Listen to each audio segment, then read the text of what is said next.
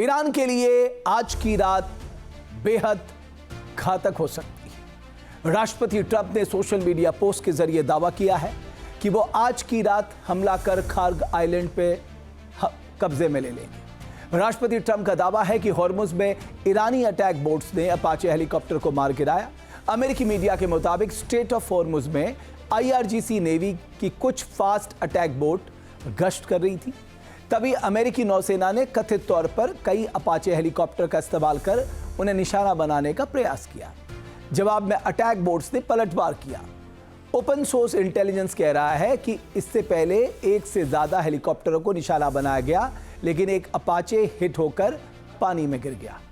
Open source intelligence के मुताबिक CENTCOM को शक है कि ईरान की तरफ से अपाचे को गिराने में man portable air defence system यानी कंधे पर रखकर दागी जाने वाली गाइडेड मिसाइल का इस्तेमाल किया गया है। ईरान अमेरिका की जंग में ईरानी मैनपैड्स काफी चर्चा में रहे, क्योंकि इन्होंने अमेरिकी वायुसेना और नौसेना के आधुनिक विमानों के लिए बड़ा एसिमेट्रिक थ्रेट पैदा किया है। इस बीच खबर है कि अमेरिका ने ईरान, बेलारूस, चीन और हांगकांग में मौजूद 13 लोगों और कंपनियों पर बैन लगा दिया है। लेकिन स्वदेश स्तर पर विकसित किए गए कई घातक मैनपैड्स हैं। इनमें सबसे घातक मैनपैड्स है मिसाक सीरीज के man portable air defence system. Misagh Islamic Revolutionary Guards Corps की तरफ से विकसित किया गया है मैनपैड्स है। इसके कई वेरिएंट्स बना लिए गए हैं। हालांकि दावा किया जाता है कि मिसाक को चीन के QW1 और FN6 मिसाइल सिस्टम के आधार पर अपग्रेड करके विकसित किया गया है। ये मैनपैड्स इंफ्रारेड या हीट सीकिंग तकनीक का उपयोग करते हैं और विमान से निकलने वाली गर्मी को ट्रैक करके उसे नष्ट कर देते हैं। करीब 4 किलोमीटर या लगभग 12,000 से 15,000 फीट तक की ऊंचाई पर उड़ने वाले लक्ष्यों के लिए मैनपैड सबसे घातक साबित होते हैं।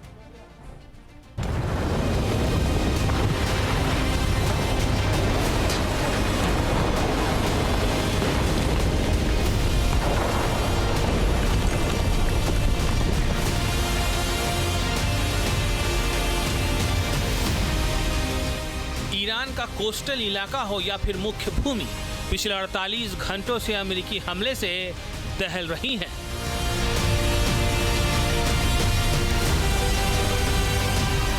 नौ और 10 जून की दरमियानी रात हो या फिर 10 और 11 जून की मध्य रात्रि, सेंटकॉम ने अमेरिकी राष्ट्रपति के आदेश पर लगातार 2 बार ईरान पर भीषण हमला बोला है। और अब एक बार फिर ईरान में कोहराम मचने वाला है, क्योंकि अमेरिकी राष्ट्रपति ने खुलेआम शिया देश को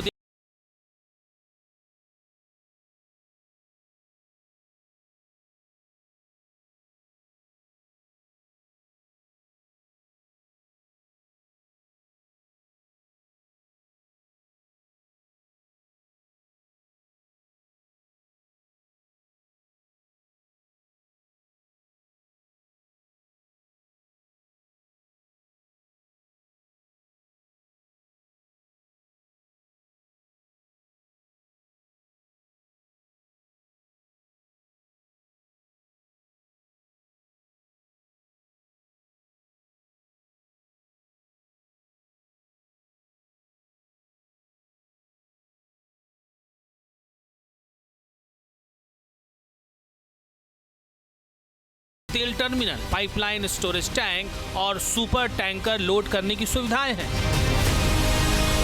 खार्ग पर 30 से 34 मिलियन बैरल तेल स्टोरेज करने की क्षमता है। फारस की खाड़ी में खार्ग की लोकेशन का रणनीतिक महत्व है। गहरा पानी होने के कारण यहाँ लाखों बैरल तेल लोड करने वाले टैंकर आसानी से आवाजाही कर सकते हैं।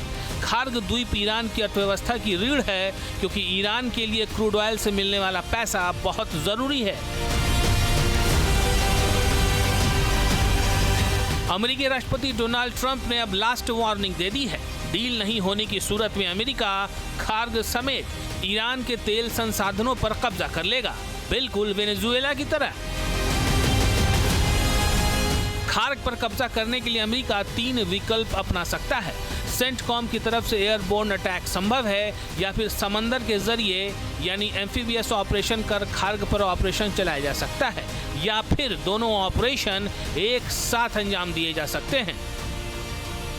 पूर्व सेंटकॉम कमांडर जनरल जोसेफ वोतेल के मुताबिक खार्ग द्वीप पर कब्जा करने के लिए 800 से 1000 मरीन्स काफी हो सकते हैं, लेकिन कब्जा करना और उसे बनाए रखना दो अलग अलग बातें हैं। खार्ग ईरानी मुख्य भूमि से सिर्फ 25 से 30 किलोमीटर दूर है, इसलिए ईरान की मिसाइलें, ड्रोन और स्पेशल कमांडोज यहां आसानी से पहुंच सकते हैं।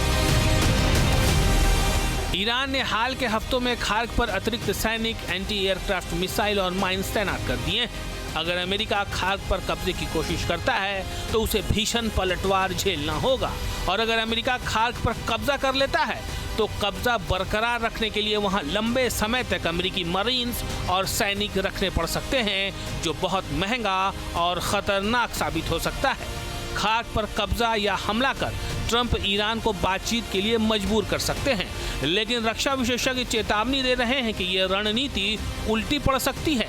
ट्रंप की धमकी से जंग और बढ़ सकती है। अगर अमेरिका खार्ग पर हमला करता है तो ईरान की प्रतिक्रिया पूरे पश्चिम एशिया को अस्थिर कर सकती है। आपके मोबाइल पर तुरंत आएगी ब्रेकिंग न्यूज। स्क्रीन पर सबसे पहले दिखेगी बड़ी खबर। देश दुनिया की हर खबर एक जगह। अब आपके मोबाइल पर तुरंत फटाफट इंस्टॉल कीजिए न्यूज नेशन ऐप और रखिए खुद को अपडेट।